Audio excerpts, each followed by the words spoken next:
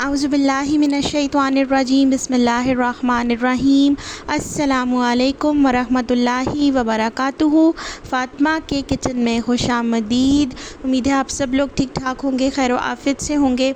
आज हमारे किचन में बनने जा रहा है बहुत ही मज़ेदार किस्म का होटलों वाला पोंग पाए का सालन। और ये खाने में इस कदर मज़ेदार होता है कि ऐसे लगेगा कि आपने पता नहीं कितने ढेर सारे मसाले डाले और उनको कितनी मेहनत करके बनाया, लेकिन बिलीव मी इतने मिनिमम मसालों के साथ ये बनता है और इतना अच्छा, मतलब एक तरह का ना ताकत का ख़जाना है ये वाला सालन। और जिन लोगों की हड्डियों में दर्द है, जिन लोगों को जोड़ों में दर्द रहता है, उनके लिए तो ये समझे नेमत से कम नहीं है। बहुत बेहतरीन सालन बनता है, जायका तो होता ही बहुत ज़बरदस्त है। और मेरे बेटे को ये इतना पसंद है कि उसकी कोशिश होती है कि हफ़्ते में 2 दफ़ा मुझे पाए का सालन मिले, और वो बोलता है चिप चिप वाला सालन। तो समझे ये उसकी फ़रमाइश पे मैंने बनाया था, लेकिन मैंने थोड़ी सी वेरिएशन कर दी थी। और वेरिएशन ये थी कि मैंने इसमें डाला है जी बोंग। ठीक है, तो ये ईद उल अज़हा के लिए आपको मैं दे रही हूँ इतनी बेहतरीन वाली रेसिपी ना कि आप लोगों ने इंशाल्लाह खुश हो जाना जब ये वाली रेसिपी बनानी है। अच्छा जी, यहाँ पे हम करते हैं जी स्टार्ट करते हैं। तो चैनल पे न्यू है, लाइक शेयर और सब्सक्राइब का बटन दबाते हैं, अपनी फैमिली फ्रेंड्स के साथ शेयर कर दीजिए ताकि वो लोग भी ज्वाइन कर लें और अपने प्यारों को मज़ेदार सी रेसिपीज़ बना कर खिलाएँ। तो यहाँ पे हमने क्या किया है, झटपट बना रहे हैं हम, वो वाला कुक नहीं करे कि हमने सारी रात कुक किया था पायों को। तो यहाँ पे हमने तकरीबन 2 घंटे में पाए हमारे तैयार हो गए थे और फर्स्ट क्लास वाले A1 टिप टॉप वाले तैयार हुए थे। तो यहाँ पे लिया जी हमने कुकर के अंदर डाला है हमने 2 कप घी।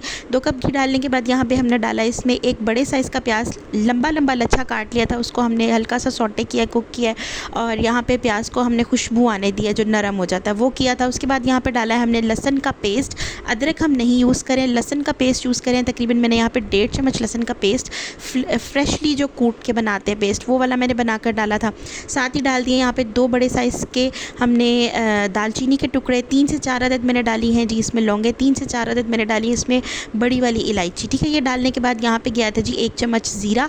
इसको हल्का सा मैंने भुनाई कर लिया था ताकि जो मोटे मसाले हैं वो अच्छे से कुकड हो जाएं और इनका खुशबू आ जाए प्याज के अंदर। तो यहाँ पे अब हम साथ ही मसाले ऐड करेंगे। मसालों में आ गया जी हमारे पास सबसे पहले हल्दी डाली है 1 बड़ा चम्मच, लाल मिर्च का पाउडर डाला है 1 बड़ा चम्मच, 1 चम्मच मैंने नमक यूज़ किया है, यहाँ पे आप लोग हस्बे ज़रूरत इस्तेमाल कर सकते हैं।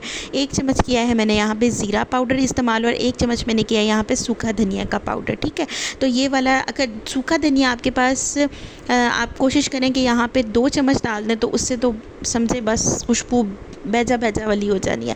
तो यहाँ पे मैंने तकरीबन जो बड़े वाले 2 चम्मच इस्तेमाल किए थे और छोटा वाला 1 चम्मच। ठीक है, तो यहाँ पे इसके बाद थोड़ा सा भुनाई करने के बाद जब प्याज़ों का कलर भी ब्राउन होना शुरू हो जाए, हमने हल्का सा छिट्टा लगाना है। और यहाँ पे ये देख सकते हैं आप, यहाँ पे लिया था हमने बीफ का पाया। ठीक है, 1 पाया मैं यूज़ करी हूँ यहाँ पे बीफ का, और साथ लिया था हमने यहाँ पे तकरीबन आधा किलो के करीब बोंग का गोश्त। यहाँ पे हमने डाल दिया था जी पानी डालने के बाद यहाँ पे हमने इसको लगाना है जी कुकर। ठीक है, कुकर हमने लगाया था यहाँ पे तकरीबन 45 मिनट्स के लिए। और मैंने जैसे इसको चेक किया था, इसकी नलियाँ चेक की थी, ये देख सकते हैं ऊपर आना शुरू हो गई थी, और कुछ नलियाँ मैंने इसकी मिखें जो है ना वो निकाल के अलग से रख ली थी। गोश्त भी बहुत अच्छा सा गल गया था। तो यहाँ पे शोरबा जो था ना वो अच्छा खासा पतला था। इसके बाद मैंने यहाँ पे इसकी शीरनी निकालने के लिए, जब तक पायों की शीरनी ना निकले ना तब तक मज़ा नहीं आता, तो यहाँ पे इसकी शीरनी निकालने के लिए, इसका फ्लेवर निकालने के लिए यहाँ पे मैंने लगाया था दोबारा से कुकर।